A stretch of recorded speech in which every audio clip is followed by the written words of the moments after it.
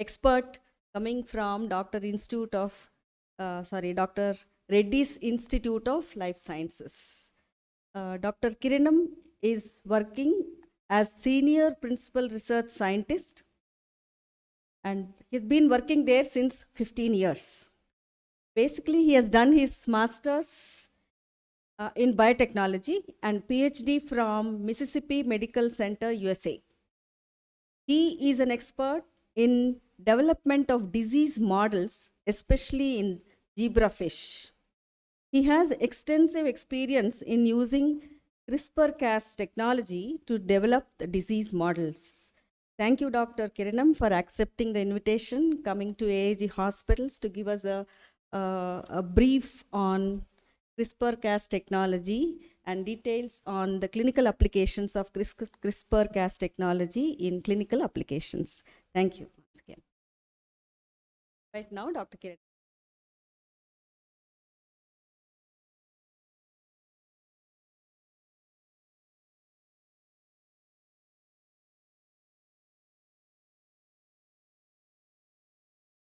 Good afternoon.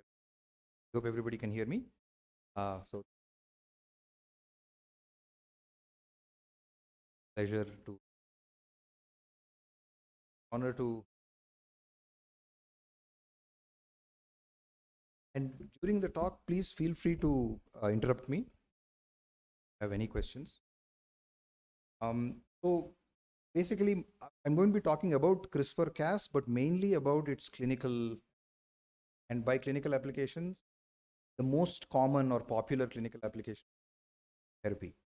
So basically the second part of my talk is just going to be talking about the information that is being obtained from clinical trials, early clinical trials that are mostly phase 1, but a little bit.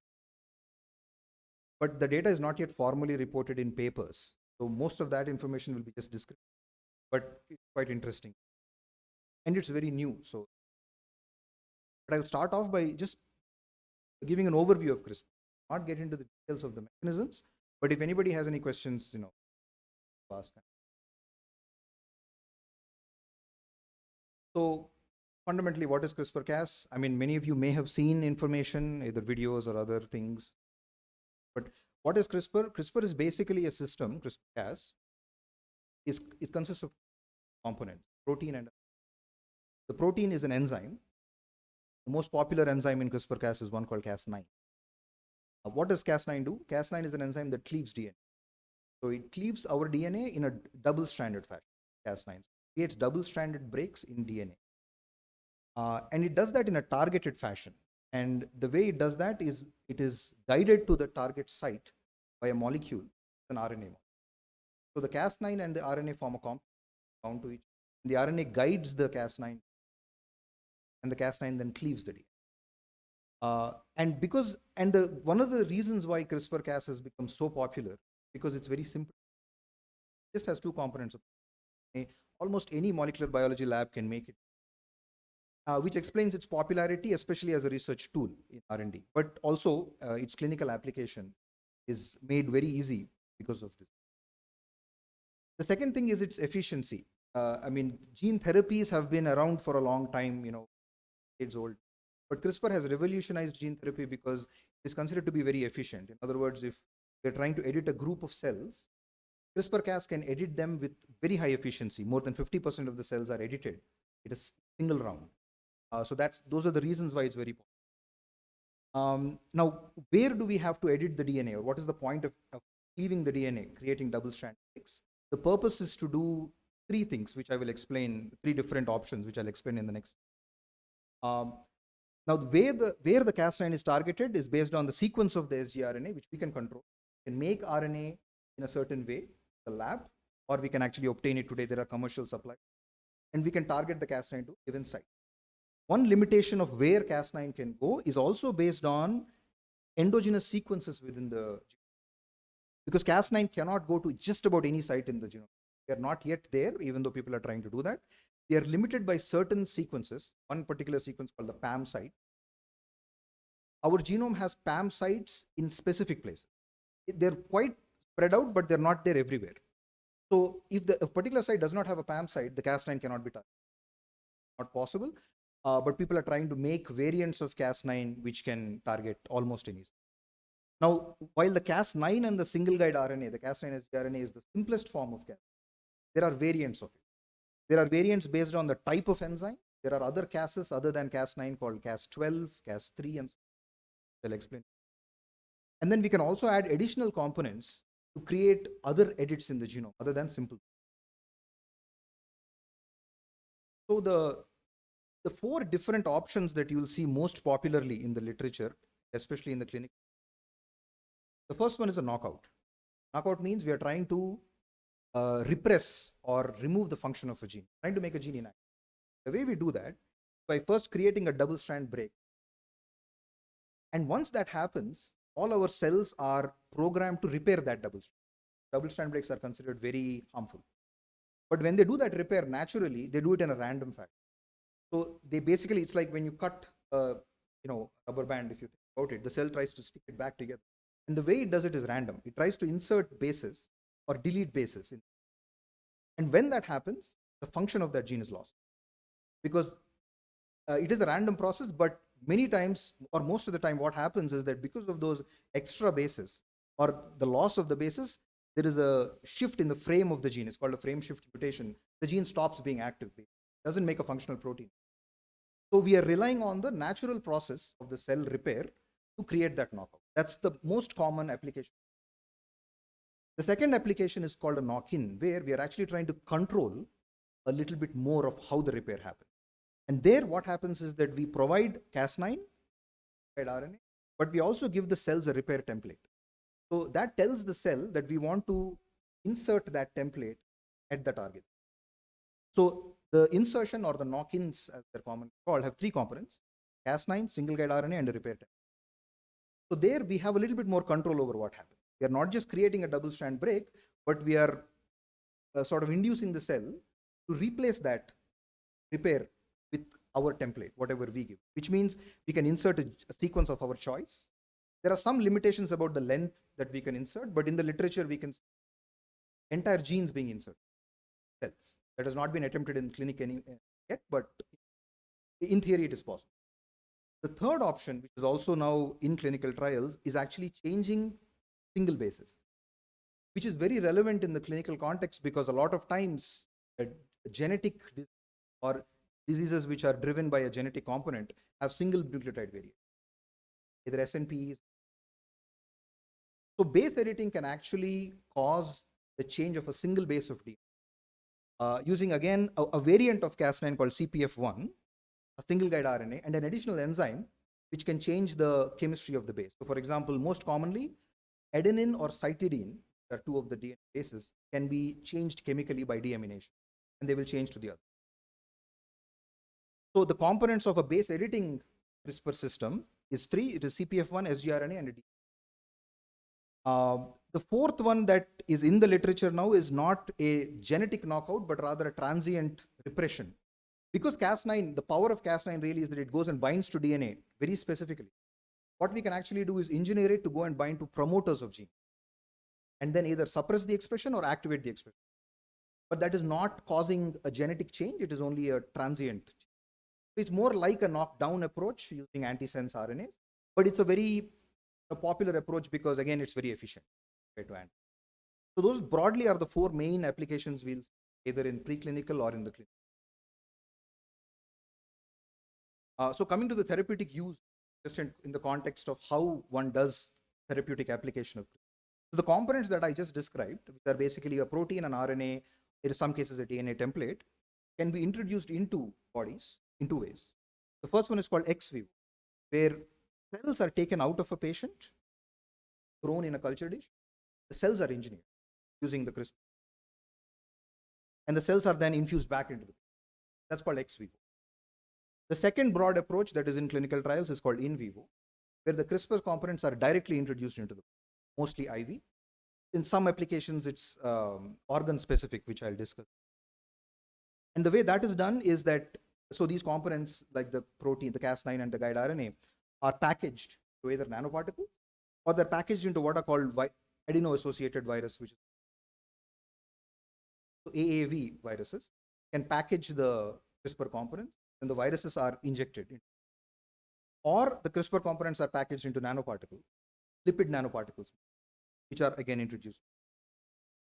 So in the clinical trials, these are the two broad categories of approaches. That one comment about the ex vivo therapies is that when the cells are infused back into the patient, at least in some diseases, what we need to do is do chemoablation of existing, because there can be immune rejections like a transplant.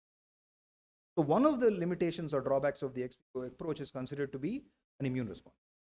So chemoablation of the patient has to be done, which can result in, but the in vivo approach doesn't have that. It has other issues. But those are the two broad categories of clinical trials that are going on. And coming to the delivery methods, as I mentioned, one of the most popular ones is AAV, which is adeno-associated virus, which can be handled in a lab with the appropriate biosafety protocols. These are not pathogenic viruses, so they don't really cause harm to humans, but one has to be careful because there is a certain biosafety level associated. The CRISPR components are packaged into the AAV particle, and the particles are introduced. There are physical methods which are applicable to ex vivo approaches, where cells taken from a patient are engineered. So that is done either by electroporation, basically a system where electric current is used to introduce the CRISPR components into cells. One can also micro-inject using very small needles. These are considered physical methods. Then there are chemical methods which are like lipid nanoparticles, as I mentioned, or other variations of such form, which can be used to transform cells in culture, or in the case of lipid nanoparticles, directly injected IV. So coming to the specifics of why CRISPR therapy is considered to be an advantage. So one of the things I thought of while I was doing this is that it's actually like surgery. I mean, as surgery is considered to be an alternative to medical therapy, where surgery addresses the root cause, right? So CRISPR therapy in a way is like that, except we are trying to surgically or in a way alter molecules, means that responsible. So most of the current drugs, almost all of the current drugs that are in the market are inhibitors of proteins. In some cases, we have these antisense therapies, very few, but those inhibit RNAs. But addressing protein or RNAs is always transient, because fresh proteins are constantly made by the body. So even if you inhibit a faulty protein, new protein is made by the. But if we change the gene that is making the protein, it's actually like a cure. Literally a potential cure, which means you don't have to keep doing it. So that's really the main advantage of CRISPR, considered to be a one-time therapy. In some cases, of course, we might have to do repeats, but that's really considered to be the other thing with CRISPR, which is not possible with other gene therapies, is the ability to make single DNA, which, as you can imagine, is very powerful clinically, because a lot of patients have single nucleotide polymorphism, which underlie disease. And if one can change that in a tissue or an organ of interest, that really helps a lot. So as I said, it's the power is supposed to be that it's a single administration, resulting in a permanent alteration at a given target site. So you may have heard about the costs of some of these therapy. I mean, for us, it's mostly unbelievable, but I think the point is that relative to that cost, the value of it is considered, because it's really just one-time sitting. So a patient goes into a clinic, undergoes one sitting, and you're done. The whole. So the cost of it is considered to be, at least right now, is considered to be reasonable compared to its value. Of course, none of these therapies are available in non-US, non-European countries yet. I think some are approved in China, but we'll have to see how that actually translates. I'm really not sure. The other powerful aspects of CRISPR therapy is that CRISPR is very simple to make. For example, we can make it in our, not very difficult, we can make it in. For the clinical application, of course, it requires a pharmaceutical grade manufacturing production, but even that is not very difficult, because the pharmaceutical industry in India today, even in India today, is able to make antibodies. They're very complex to make. So the biopharmaceutical manufacturing capability of the pharmaceutical can be leveraged to make CRISPR compounds. Now, compared to previous gene therapy methods that are known, it's considered to be very effective. That means that if you're trying to edit a group of cells, CRISPR can edit more than 50% of them very quickly without having to do repeat administration. And compared to the known safety issues in the biopharmaceutical field, there are fewer ones. but there are some unknown ones which we'll see. So those are really the reason why CRISPR is so popular. Even though gene therapies have been around for several decades, the reason CRISPR has just taken over is because really of its simplicity. People can access it and make it very easily. The previous gene therapies were tough to make. They require either very large protein components or making them takes months. Making one CRISPR construct in our hands is about a week. That's how simple it really is. So, but despite its advantages, there are problems with it.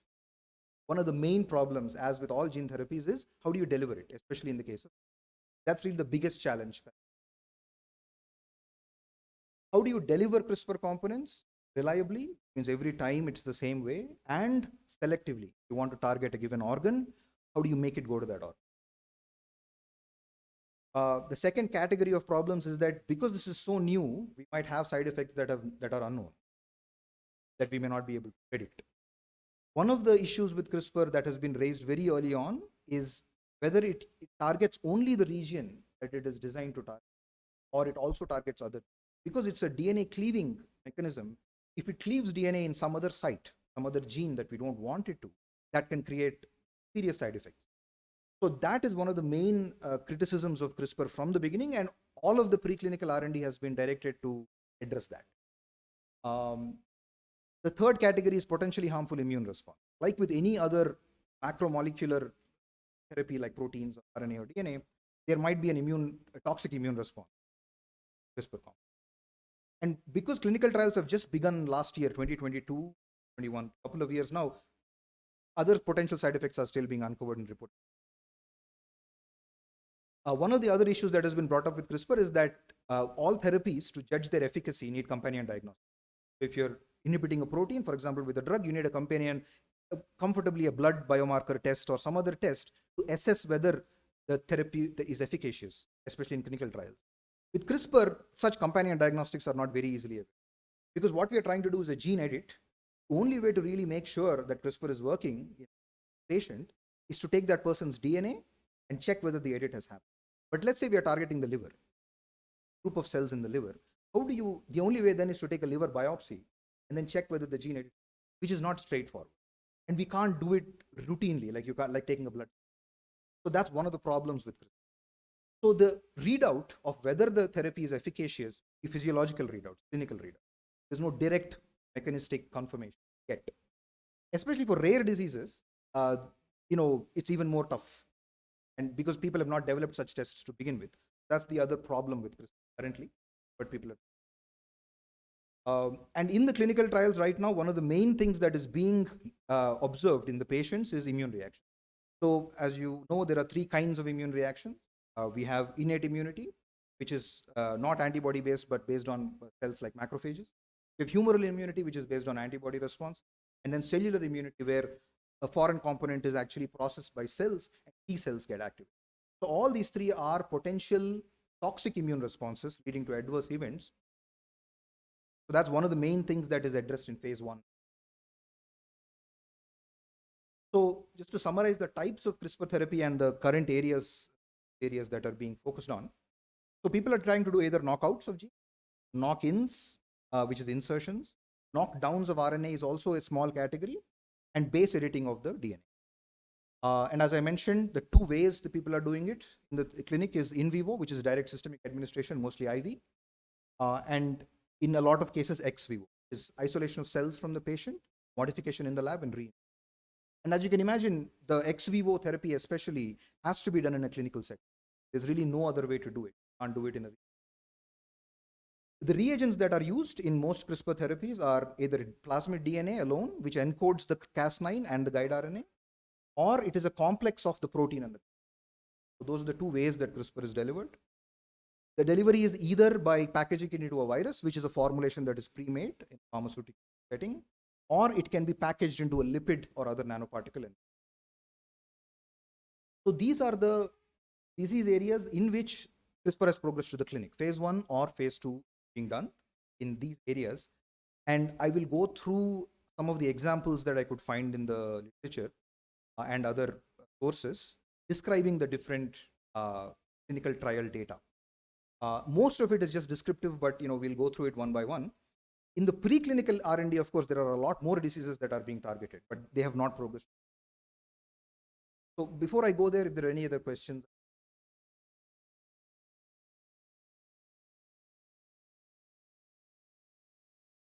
So what we are doing as part of our work is to make preclinical models. So our goal at the institute, Dr. Reddy's Institute of Life Sciences, is to, so we have chemistry and biology research groups. Our goal is to develop molecules or repurpose molecules for specific diseases. So to test the molecules, we need disease models, the cells or animal models. And what we have been doing it for the last 2-3 years using CRISPR is to make models. So we have both cell-based models, and we use zebrafish, which is an alternative model, but it is quite popular. So that's what we are doing.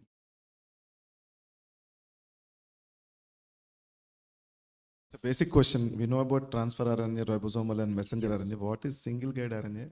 Good questions. So RNA is a molecule like DNA is. So transfer RNA, messenger RNA, and ribosomal RNA are components of cells. The single guide RNA happens to be, if you think about the origin of CRISPR, it comes from bacteria. So bacteria express Cas9. So the Cas9 system is actually a bacterial defense mechanism. Caspase. It's caspase. Not caspases. Caspases are in cells which cause cell death. Okay. Cas9 is an enzyme that is present, that was found in bacteria. Okay. And when they looked at the biology of why bacteria have Cas9, what they found is that it is actually a defense mechanism against viruses. Because there are viruses that infect the bacteria. So when a virus infects a bacteria, the bacteria produces Cas9. And it also produces this piece of RNA, which basically it is complementary to the viral DNA. Right? So using that, it is actually able to attack the viruses, the viral DNA that comes in and degrades the viral DNA. So it protects itself against viral. So all the early research on CRISPR was to see how that works. How can we leverage it to apply it to human or other? So that RNA is simply a single-stranded RNA. That's it. As far as we know, it is not found in eukaryotes. It has not been found in mammals or any of the other vertebrates or any. Mostly it is only been discovered. So it is not equivalent to either mRNA, tRNA, or RNA. The specific type of RNA. And the people who developed it, the University of California, Berkeley, MIT people, right? What they did is to figure out how to make one simple RNA molecule, which can be used to target our cells. That was really the invention. Thank you very much for the clear explanation. Involve variants and across multiple loci. Yes. Can you simultaneously do it across? Multiplexing is feasible. I don't think anything has progressed to clinical trials yet. Most of the clinical trials are focused on single gene disorder as of now. However, there is one example that I'll mention, the hyperlipidemia. That targets this enzyme called PCSK9. So PCSK9, as you would know, is considered a risk factor. It is a obviously these are multifactorial diseases, but PCSK9 is considered a risk factor in many cases. There's one clinical trial which targeted PCSK9. So I think what is happening is people are trying to prioritize in multifactorial cases what are the most prominent genes, target those. But no multiplexed therapy has progressed. But in cells we can do it. We can target up to, in fact there are research papers showing you can target up to 10 different targets at the same time.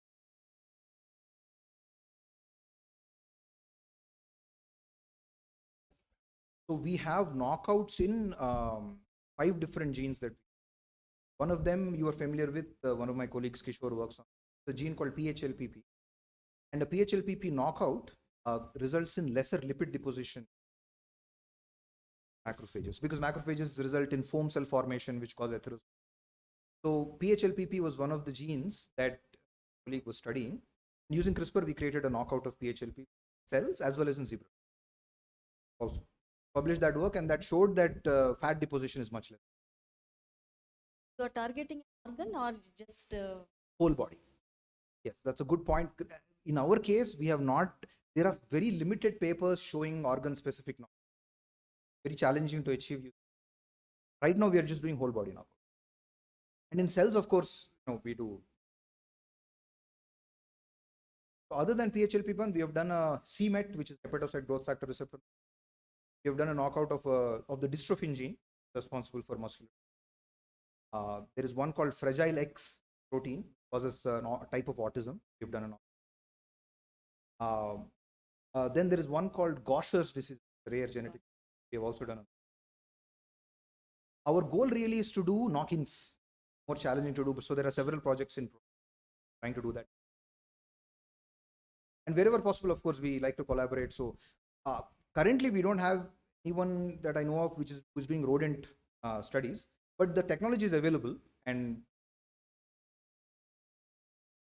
of course, yes, we can. There are a few places in India trying to do it, but I think it's mostly academic.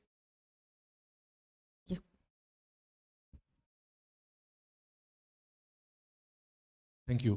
When you mentioned about the immune responses, right? So in certain diseases like cancers, where the mechanism is predominantly polygenic and we don't have a monogenic etiology, so sometimes we might have to redo the infusions of cancer. So are they epitogenic in the sense that they elicit immune responses, and do you think that the efficacy goes down over a period of time? So do you re-engineer your products for the subsequent infusions? Yeah, it's a great question. I think there is one example that I know of where they have seen this, but because it's so new, I'm not sure what the strategy is.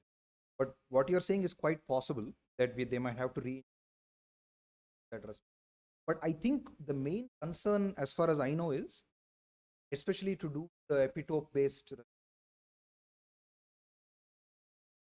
That response would be against Cas9, the protein mostly.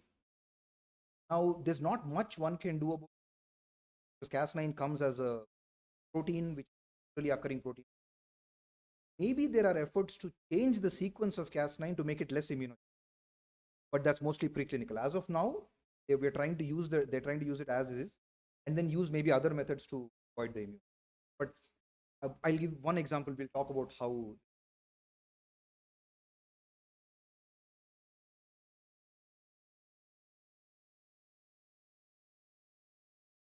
How do you package your?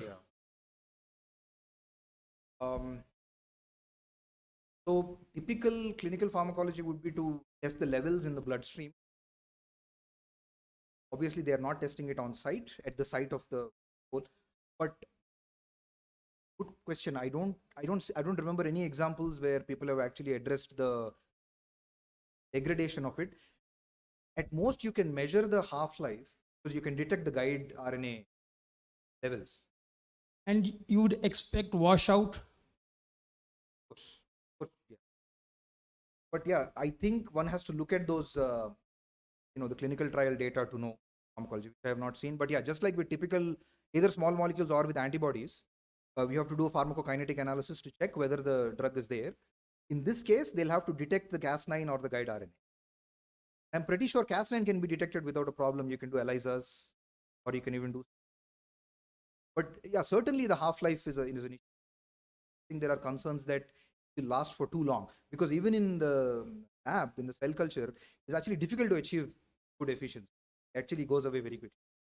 But the hope is that because it's so efficient, the edits happen within a matter of hours. Because in cells also, when we introduce the components into the cells, at the most, within a day, we change the medium and the components are gone. So we are expecting that within a period of 24 hours, the edit has happened. Because if it has not happened at that point, the efficiency really is bad.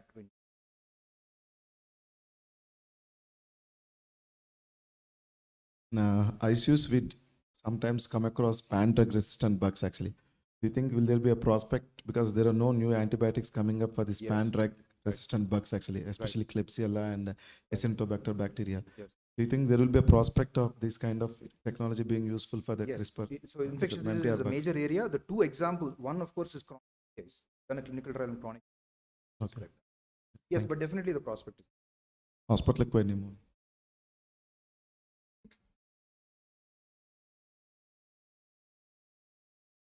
So on to the clinic. This shows that the number of clinical trials over the years has included Cas9. Zinc fingers and talons are the precursors to also targeted gene therapies. But because CRISPR came, in fact, when we started work in the area, talons were very popular. Actually working with them. And when CRISPR came, everything else just disappeared. People stopped using it. Really became. So the same thing you see in clinical trial. So Cas9 is popular and adenoviruses are the most. So that's a snapshot of the, still the case. I mean, there is no further data yet, but in 2022 and 2023, the disease focus has increased. So now I'm just going to describe the different that are got it. So I will show some references later, but one particular website that you can all refer to is called the Innovative Genomics Institute. So the Innovative Genomics Institute is a non-profit institute, but they are actually collecting a lot of this information from clinical trials of CRISPR, including patient stories, patient groups. So they have collected all this information. Most of my information. So one of the first trials that was done for sickle cell was for sickle cell disease, and that's called transfusion dependent beta thalassemia. So this is an ex vivo. Cells are taken out of the patient, and in the case of sickle cell disease, there is a enhancer called BC11A. The goal of this really is to turn on fetal hemoglobin. As you may be aware, the hemoglobin changes its expression. There is fetal hemoglobin very early on, and within a few months, fetal hemoglobin expression goes down, and adult hemoglobin.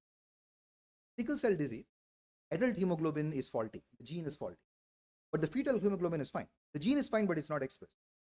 It's not expressed because it is repressed because of a genetic element. So the goal of this therapy is to bring that back. Because it's still wild type, it's still a normal sequence. We can turn on fetal hemoglobin in adults, replace the function of the adult. That's the goal of this. It was sponsored by Vertex Pharmaceuticals and CRISPR. So they did the phase 1 and phase 2, and they're now in phase 3. All trial, but about 40 individuals. So they've reported that with beta thalassemia, at least most of the individuals, out of 44, were no longer dependent on it. And as far as I know, this was either a single administration or just a very limited trial, but considered to be one of the most. There is a story of this patient called Victoria Gray. Story is being highlighted. So she's one of the people who experienced a remarkable recovery. I mean, she doesn't have any of the vaso-occlusive crises that happen. And because of this success, the FDA and the EMA have tested. But it is not yet approved. None of the CRISPR therapies have been approved yet in terms of clinical application. There are experimental applications, fast track approvals, but this is considered one of the most. And so Vertex is the one, I mean, as far as I know, so I'll mention a little bit about the scenario in India. It's not very clear, but right now, at least in the US and UK, Europe. Now, this is a knockout approach. They knocked out this region of called BC11A, which activate fetal. But the other approach that I mentioned is base editing. The reason sickle cell disease occurs because adult hemoglobin is mutated in patients. So using CRISPR, can we actually change that base back? Can we make it again normal sequence? So that's the goal of this. So there is a company called Editas Medicine to change the adult hemoglobin sequence using a base editing strategy. And as I mentioned, that uses a slightly different Cas enzyme called Cas12A or CP. And the idea here is to create base edits in the adult hemoglobin gene. So this is the first time this type of approach has been used in a clinic. There were just 2 trial participants to begin with, and they didn't experience any. The early results of efficacy are still not out yet. It is out. There's a second company called Beam Therapeutics, which also working on the same type of base edits for. The results are not out yet. But the interesting thing about it is that people were not sure how the base editing strategy. But like I mentioned, the difference between the knockout strategy and the base editing strategy, one of the key differences is that the knockout strategy actually cleaves DNA in a double-stranded fashion. The more serious DNA damage. There is a single base edit, a single strand nick considered a less serious DNA damage. So in general, the idea was that it will have lesser side effects in terms of clinical adverse events. That is the hope with this type of therapy, but it's still very limited data. There is, the 2 trial participants in the case did not experience. So other than Editas and Beam, there is another company called Graphite Bio, which also started doing this. The same approach, take the mutated hemoglobin gene and modify it to the healthy variant. In this case, they actually used a electroporation approach. So they took the cells out of the patient, electroporated the CRISPR compound, cell and reinfuse.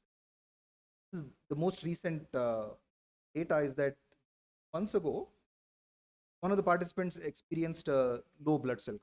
This was in the news because it was reported to the FDA and they were not sure why this happened, but this is now under pause.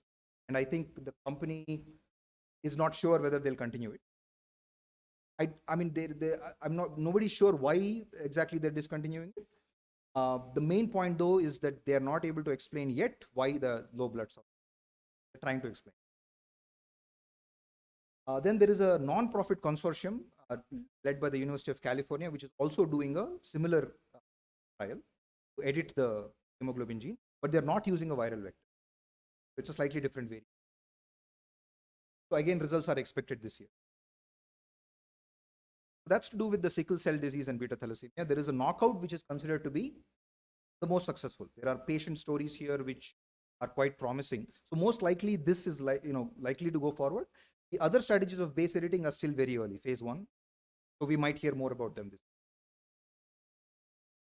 So moving on to cancers, we all heard of the CAR T therapy. The application, so I'm going to talk about the application of CRISPR in CAR T. So CAR T in general is made in this manner. So CAR T is a therapy where T cells present in our body are engineered to attack our cancer. So typically, like with any other immune response, our immune responses, there is a human immune response against cancer cells. Because cancers have specific antigens and our immune system recognizes them. In CAR T therapy, our T cells are engineered to have a stronger immune response. So T cells are taken out of patients, engineered and then put back so that the cancers can be attacked more strongly. So that's the basis of CAR T. Now, how the T cells are engineered is where the difference comes. We can also do it without CRISPR because it's engineering cells in a dish. We can do it without CRISPR also, but most of those are done using viruses. So AAV is used to carry constructs to edit the cell. And CRISPR is considered a non-viral alternative engineer CAR T cell. So there are two broad ways in which CAR T is done: autologous, which is cells from the patient, and allogenic, which is cells from healthy donors.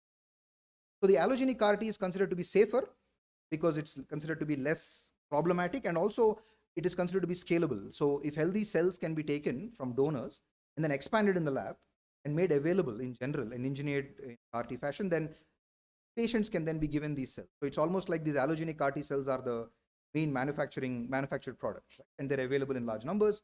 Whereas if you have to rely on the patient cells, then it's a more complicated process and it's not scalable, the number of cells. So that's basically the concept of CAR T. And so this shows the difference between autologous. In autologous, the cells are derived from the patient. And now all of this has to be done in a clean setting, in essentially a clean room type of environment, where the cells are modified, generate the chimeric antigen, and then they're expanded and then given back to the patient. In the allogenic system, healthy donors, so this has nothing to do with the patients, cells are collected from healthy donors over time and engineered and then expanded. So these cells can be expanded in the lab and many doses can, so the patients can then be dosed with these every time it's needed. And this engineering of the cells can be done using CRISPR. So again, that can be done in two ways. One is ex vivo, which is we are familiar with, where the cells are taken out of the patient and then they're engineered using the CRISPR construct or using mRNA, which is considered to be the other common. And then these cells are expanded and then reinfused back into the. Now, the efficacy of this process is dependent upon whether you're using CRISPR, which actually engineers the genome, or whether we're using mRNA, which only addresses the mRNA. So you can actually express the chimeric antigen receptor transiently using. But the efficacy of that is considered to be a little low. Now, beyond ex vivo, people are also looking at in vivo. There's no clinical trial yet, but the idea here is not to take cells out of the patient because that presents a specific type of risk, but rather to introduce the CAR T components directly into the patient. Because mostly it is blood cells, T cells are in the blood. So the idea there is to inject CRISPR components into the bloodstream so that the T cells in the bloodstream are directly modified without having to take them out. That's not in the clinic yet, but that's the other active area of preclinical. So that actually circumvents the problem of taking the cells out, engineering them, putting them back, and in the process doing chemoablation. So in the non-viral CAR T therapy right now, the application of CRISPR is this. T cells are taken either from the cancer patient or from an unrelated donor and then modified. the genome of these T cells is edited in two ways. One is to create an antibody, basically, which targets these receptors on. There are two common receptors that are being targeted in CAR T, CD19 and CD4. So the way the T cells are engineered is to produce these antibodies, single chain antibodies against CD19. Once the T cells are engineered, they're expanded and then reinfused back into the. Now one can either do it either from the cells patient themselves, which is, or from the healthy allogeneic. The other thing we'll come to this actually. Now, so CAR T, the first set of trials using CRISPR CAR T was in leukemia. Like I mentioned, the CAR T antigens targeted CD70 or they are present commonly in many lymphocytes and also in some solid tumors. So this was done by the company called CRISPR Therapeutic. Again, so when these CAR T cells were infused into the patient, the safety results were positive. Therapy was tolerated. And it has been designated regenerative status. So remission of the cancers was seen in 40%, seen as a major success. But again, results are still pending, a lot of pending. 3 out of 11 participants are the ones remaining in company after 2 years of follow, which being hailed largely as success, even though the number of participants, they're trying to find ways to increase the number of patients. But the good thing about it seems like there is not much safety issue. But of course, with CAR T, other than CRISPR, there are other methods also that people have. CAR T in general is considered. A variation on this that the company called Caribou Biosciences has is, in addition to doing the CD19 targeting, they also knocked out PD1. So PD1 is a immune checkpoint inhibitor. Heard of these immune checkpoint blockage cancer therapies. So they actually knocked out PD1 in addition to creating the antibody for. So that's considered to be even stronger. So this was also considered to be very successful because the trial shows more or less good safety, but the number of participants is quite limited. In China, there is a different company that the data is not out yet, but they're actually claiming that 7 out of 8 participants had complete remission. The allogenic strategy of CAR T cells was tried by a hospital in UK, which sponsored everything themselves. So basically, that's one example of a hospital doing the whole thing themselves, no pharmaceutical. Because they were able to, because it's a small scale trial, they were actually able to isolate the cells.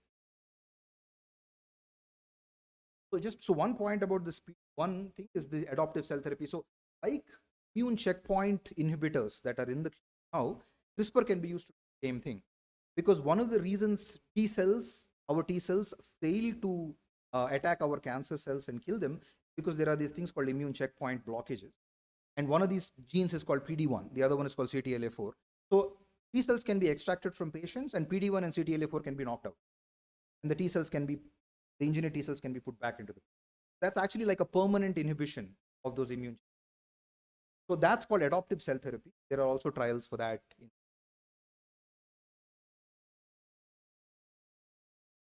So other than blood cancers, so in blood cancers, the delivery is relatively straightforward. It's direct IV infusion. Cells are present. But there are also CAR T therapies addressing solid tumors, mostly in head and neck and in the lung. The first one was a CD70 targeting CAR T cell for kidney. And again, the number of participants is very few, but the therapy achieved a 77% according to the latest results that are. So these have not been published in papers, so there's no data to show you. These are reports from the companies and from the. There's a company called Pact Pharma, which is doing a trial for a range of cancers, range of solid. So they're hoping to get more data this year. One particular case, they have suspended the trial. They're saying that it's a business decision, but again, because the data have not been released, we're not sure what the reason. Again, the main thing about the takeaway from this is that safety and tolerability are positive. There are no serious adverse effects in any of these CAR T therapies. whether it is for blood cancers or for solid. The approval rate of the CAR-T products right now. So CAR-T has been approved in many countries, and this includes CRISPR-based CAR-T therapy. So as you can see, mostly dominated by US, Europe, some in Australia and some.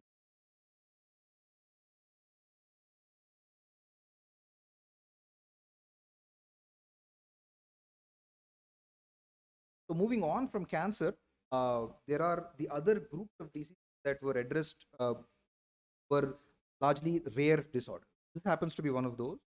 This was actually the first one that declared data. So this is a condition which causes inherited childhood blindness. There's a gene called LCA10 targeted. So it's a single nucleotide change in the LCA10 gene is a photoreceptor. So the mutation actually causes life. The first clinical trial. So this was a therapy where the CRISPR components were delivered directly to the eye. It's not injected into the bloodstream, not ex vivo. It was packaged in an adeno-associated virus and delivered into the eye. No serious adverse events or toxicity. But only 3 out of 14 patients had clinically meaningful.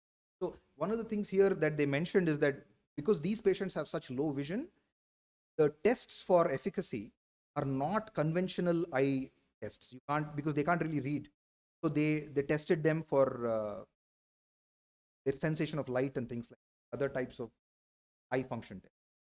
And according to that, only 3 out of 14 had clinically significant.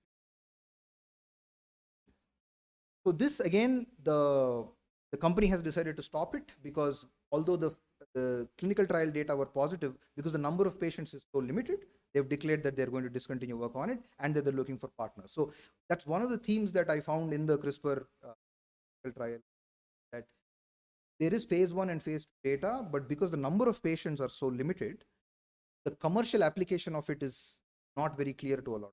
So they've generated the data and they're stating that they're looking for partners, perhaps non-profits or government.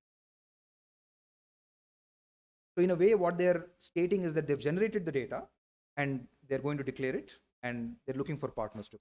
But they're not seeing commercial viability. That's one of the things that is evident from. So diabetes, this is an interesting, I didn't actually know that there were CRISPR trials for diabetes. Now, you must have heard obviously of pancreatic cell transplant, more or less a cure. So one can make pancreatic cells from stem cells. But one of the problems is that there could be transplant rejection. So the goal of this CRISPR therapy was to modify the pancreatic cells so that the immune response against them is. So what they did is to knock out one of the HLA genes to overexpress the receptor called CD47, which would make our immune system recognize it as. That was really the CRISPR. Pancreatic cells made from stem cells were engineered by CRISPR ex vivo.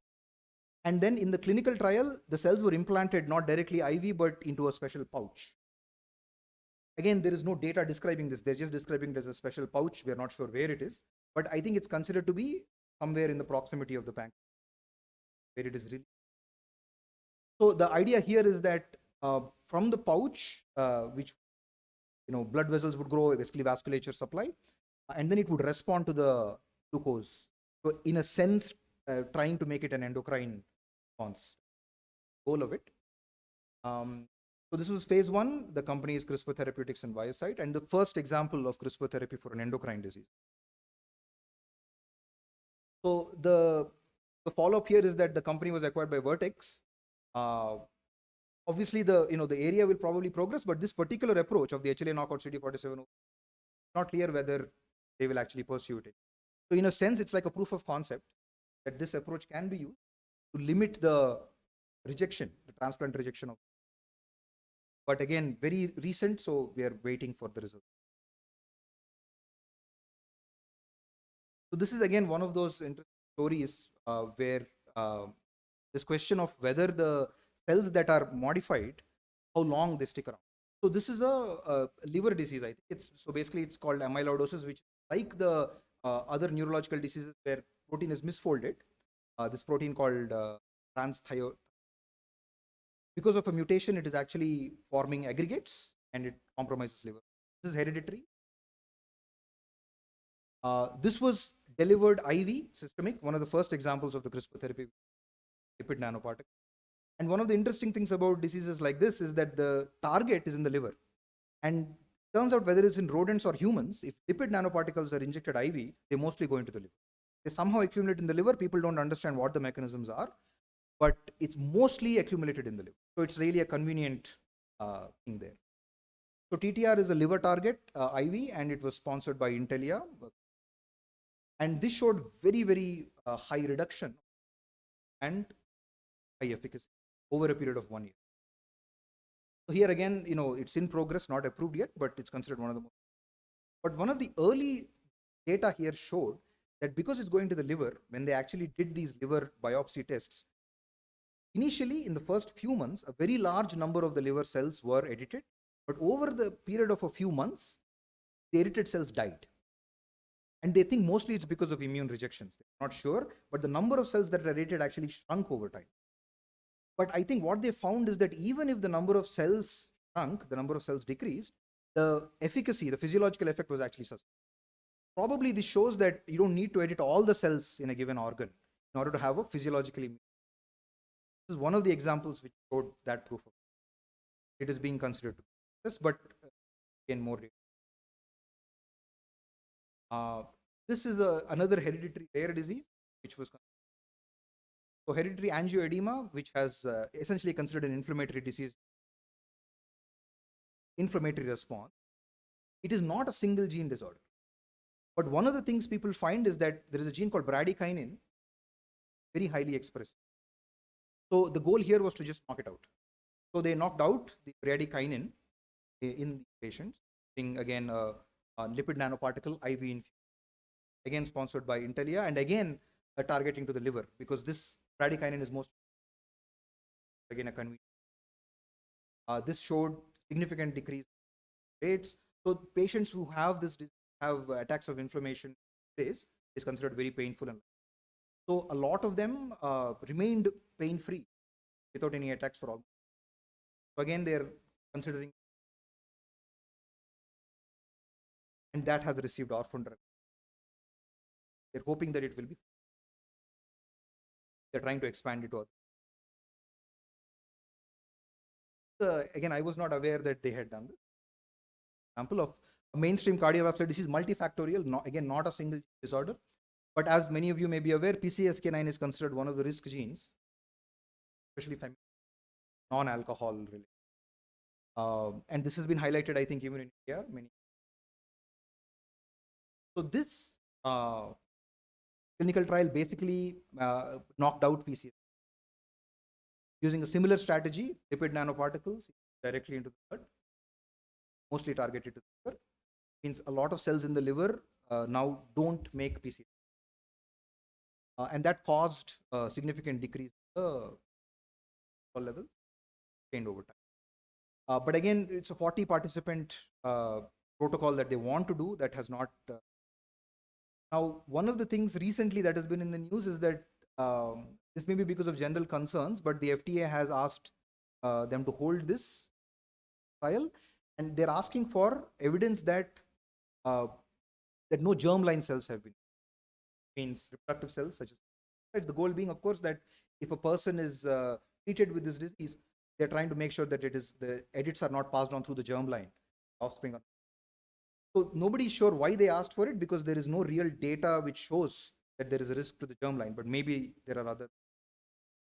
I think in general, one of the ethical concerns that has been raised in public, whether because this is a genetic change and we're changing our DNA, what is the risk that the changes are passed on to the there are no clear answers, but of course, in our experience, when we try to work with animals, very difficult to do germline.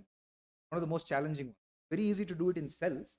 You have, for example, a dish which has 1 million cells, we can easily engineer 50%. But when we inject these constructs into animals, either zebrafish or mice, we mostly achieve only local edits. Causing germline edits requires that we actually engineer the embryo. That was in the news, right? In China, somebody. But really, in order to do germline edits, you have to do it in single when we are still embryos. Really, the only effective way. Even when we do that, so for example, in zebrafish, we inject 100 embryos, maybe 5 of them actually pass on. So it's 5% germline. But this is a concern in terms of the ethics. And so in this particular case, FDA has requested that they find evidence that there is no germline. Means they'll have to test the sperms and the oocytes to show. So, but this is also considered a very interesting area and a very highly applicable area. It's not a rare disease, to be commercially quite viable. So I think the last example I have, okay, yeah. For infections, the last example I have is the rare disease called muscular. A lot of concern regarding it is the gene which is responsible for this is called dystrophy. The largest gene known is very, very large. And there are several different mutations that happen in the dystrophy. Lead basically to progressive muscle loss, initially skeletal muscle, but eventually cardiac muscle. That is the reason for most people, either in the teenage or in their 20s. The cardiac muscle is affected in the heart. So the goal of this, again, similar to the fetal hemoglobin in SCD case, is that we have a version of dystrophin called utrophin, which is just when we are, and the expression of that goes down over time, an adult. So the goal of this was to reactivate utrophin. The gene is there, it is still in a normal wild type sequence, but it is silent. And the goal of this was to activate. So this was recently in the news because of this one reason. So the organization we did this is a non-profit organization called CRD. And this person who founded this decided to do the therapy. In fact, he made the foundation for his brother, who was the patient of, and that person died. So very recently in the news. The only information I could find is that they found innate immune toxicity, but there are no antibodies against Cas9 in them. And innate immune toxicity that they observed was not considered to be sufficient to cause death. But somehow the person died. The concept itself is considered to be a rational one and a successful. But this was, because this was the only patient, right, and that patient died, the issue is under question. They'll probably have to collect other. So there are two final examples I have. Both of them are with infection. One of them is with urinary tract infection. Here, so one of the variants I mentioned to CRISPR-Cas9, there is a Cas version called Cas3. So CRISPR-Cas9, as I mentioned, causes a single double-strand break, a given target.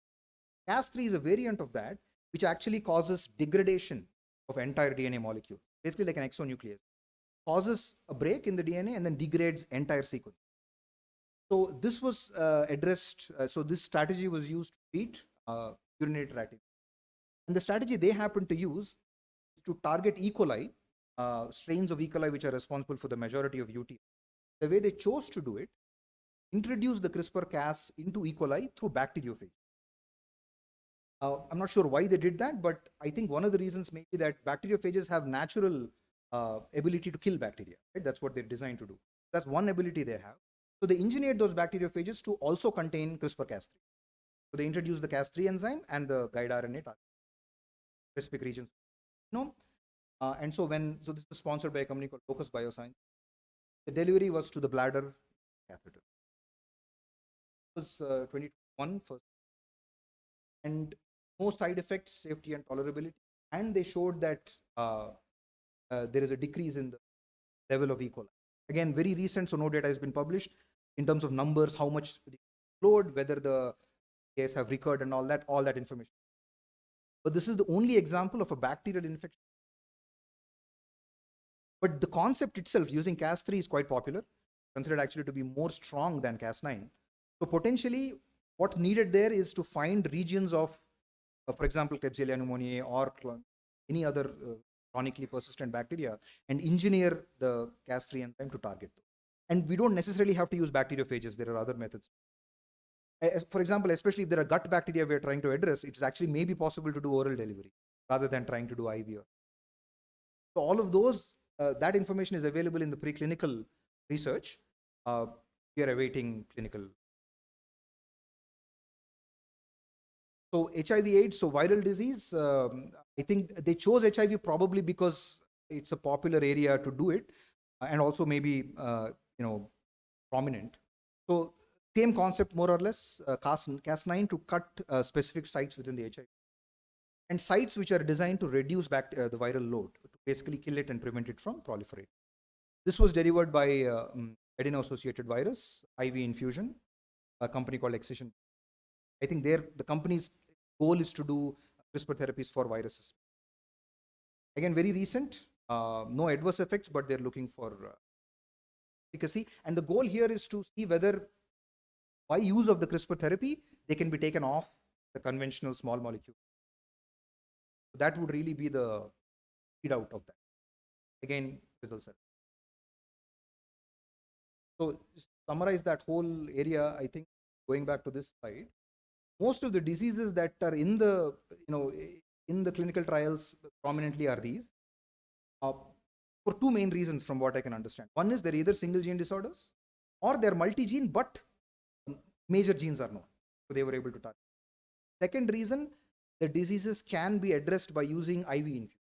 They're either their blood disorders or their liver disorders, so they can be targeted. In one particular case, it's an eye disorder, which can also be. So delivery is a major concern here, right? And the initial trials have been targeted at diseases where the delivery is relatively simple. And the major takeaway from all of these is that safety and adverse events are positive, more or less. But in a few cases, there have been concerns. Efficacy is seen in some cases, but I think this year is supposed to be quite a important year for CRISPR therapies because journal articles might be expected this year report the. But these are the main ones you'll find even, Oh, yeah. So one point I wanted to mention is, so when we were thinking about CRISPR and, trying to do this, one of the questions that always comes up is what is the commercial, what are the problems with commercial application of CRISPR? And one of the things, of course, is the intellectual property side. As you might know that there are two companies mainly, one out of the University of California, Berkeley, one out of MIT, Broad, which are the two inventors of the CRISPR. There are companies coming out of those organizations have patented. One in Europe and one in US. And then throughout the world, they have filed for different ones. And last year, there was this news item that PRS Genomics, the University of California, Berkeley, won the Nobel Prize for it. That company is the one that has been granted a patent in India. So this is now an official patent in India, which means that if anybody is developing commercial CRISPR applications in India, this patent would. And the way that people are doing it is to obtain licenses. So in other words, if one has to do a commercial application, whether it is clinical or any other, the license from ERS Genomics. Those are the main companies that are involved in all these therapies. Don't think any of them is operating in India also. So that's the Indian patent. You can actually download that and read it, how it's done. So this is now valid. Now the date here is 2013, which means that it's actually backdated. So any CRISPR development from 2013 to now is covered by the patent. So it will be for another 10 years, 20 years is the life. So those are some of the references I can share this with you. If anybody is interested, you can look at this. These are the main ones I looked at. And hopefully, as we go forward, there is one New England Journal of Medicine article I found, describes I think one of the CAR Ts. But other than that, there are no journal articles as of yet reporting clinical. Hopefully this. I have some other slides. Thank you.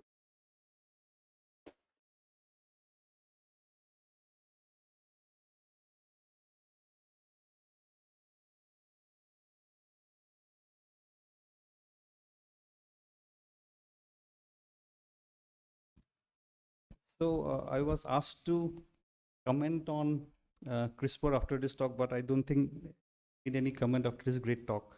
They almost covered everything, and it appears that just like microbiome is incorporated or microbiome is implicated in all possible diseases under the sun, it looks like CRISPR may cure all the diseases under the sun. But that's not the fact. So what turns out from this presentation and whatever available literature, he has done a great job by summarizing everything. But as of now, I think which could have a quick clinical application are hematological malignancies, blood disorder. For solid tumors and solid disease, probably it will take more time because of the organs. And even the clinical trials that have been shown have not handled those tissues.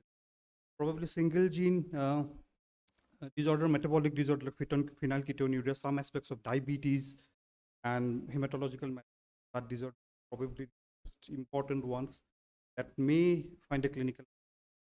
I have one problem, maybe you can shed some light on this. In many of these clinical trials, company sponsor a small sample size. So how reliable, because there are evidence from pharmacological industry, like any of these trials do not put the whole data. They are very selective about their data, the long-term or side effect. And yet they come to the clinical practice, and after many years, FDA will put a black box warning. So what is your take on this in context? Are these I think that's one of the main public concerns. This is why probably FDA raised that issue. I think one of the concerns of public was thing that has to do with editing. Are worried. So one of the things that might be used here is I'll share some of the. There are these videos from patients who have actually undergone this, how they feel. I think what the companies are trying to, obviously the number of participants, so I don't think they can reach. But what I would say is that just like with other therapies, the wealth of preclinical data probably also is very, has to look at all of the data to understand. The cost is something that I think nobody understands. Price points for these therapies are quite, but I don't know. I mean, I think maybe because in those countries it's payments, no, so it's works different. But for I think when these therapies start coming in Asian countries, I think we'll know about how. Of course, the other thing is for us to develop our own, and then depending on how. So, for example, some of the applications, I think what I would say is that I think what this tells us is early proof of how, and then we should use our own expert, develop our own, test them in our own context. So we'll probably understand better when we do it.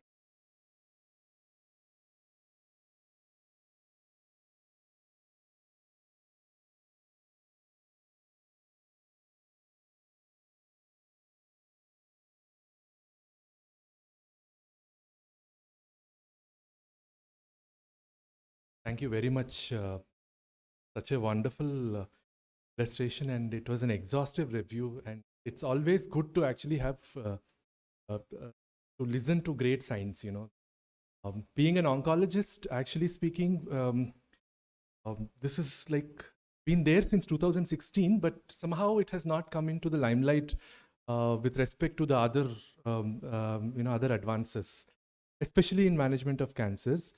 And I have one quick question to you is like, how was CRISPR an advantage when you actually compare the CAR T cell therapies or adoptive T cell therapies, which have been in vogue for quite some time and we have been using them?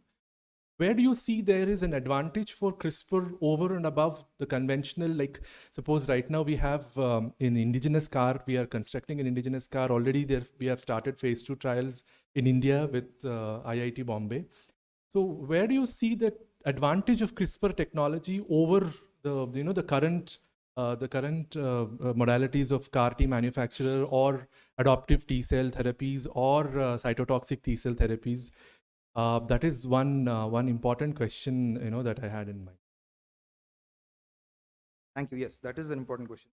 In fact, when I was doing the background research about CRISPR, so things are what I can understand. One is that so we don't have our own data. All I know that one of Dr. Reddy's lab trying CAR T in CRISPR, licensed technology. So the expectation, as I mentioned, one of them is the conventional way of making CAR T therapies mostly uses. There are concerns with using. So CRISPR is expected to pay for alternative, but unless of course it happens, we don't. Number two, the capabilities of CRISPR. One is it's considered to be highly efficient. Second, you can make single.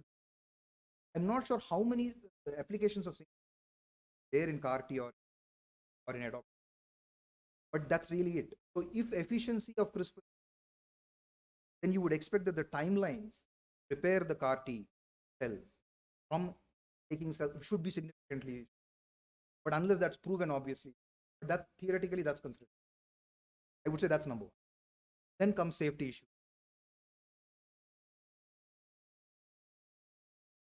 Major disadvantage, or rather the major bottleneck for CAR T is the time which actually it takes for preparing. So once we prepare a patient for CAR T, we kind of give the conditioning, which is the chemoablation, and then the process starts. So as a clinician, all of us would be very convenient to have a on-the-shelf product. When the patient comes to you, you analyze the patient and just administer that. And probably CRISPR is the technology is perhaps one step ahead of realizing that goal.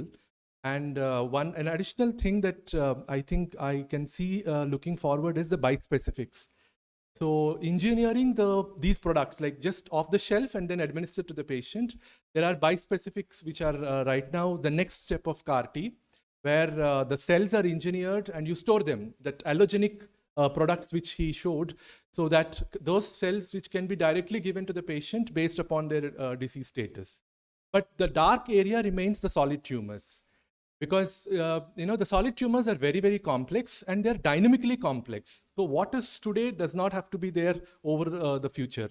So that is one very important thing which perhaps is one hurdle for the CRISPR technology. How clinically this translates is very important for us clinicians, because when we sit in the OPD and counsel the patients, the magnitude of benefit and the meaningfulness of that magnitude of benefit which the technology gives to the patient is something which is very, very important. So designing a clinical trial which will address that endpoint is again a hell of a job for us. So anyway, thank you so much. Thank you.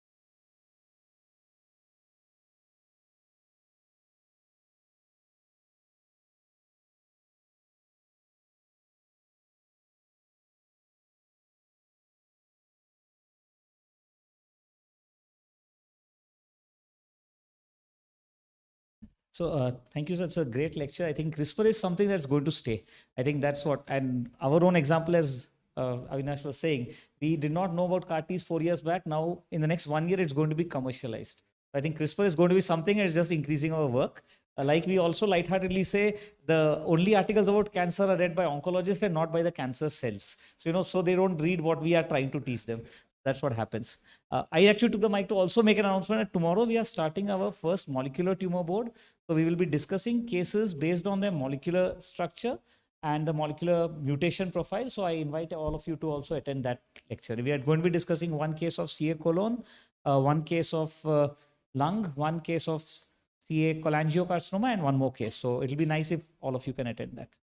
Thank you.